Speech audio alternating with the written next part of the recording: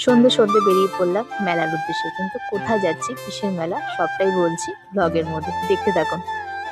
High, live through মা চ্যানেলে আপনাদের সকলকে স্বাগত। সন্ধে সন্ধে বেরিয়ে গিয়েছিলাম মেলার দিকে, কিন্তু যেতে যেতে আমাদের অনেকটাই লেট হয়ে গেছিল।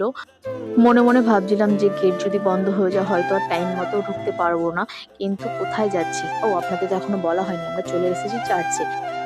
আসলে সন্ধ্যেবেলা 7টার পর চার্চটা বন্ধ হয়ে যায়, আমাদের বেরোতে একটু লেট হওয়াতে আর তার ভিতরে ট্রাফিক সিগন্যালের জন্য আমাদের কিছুটা দাঁড়িয়ে থাকতে হয়েছিল। দেখুন কতটা পরিমাণে ভিড় হয়েছিল। অ্যাকচুয়ালি আমরা 25 ডিসেম্বরের দিন যেতে পারিনি কোনো কারণে।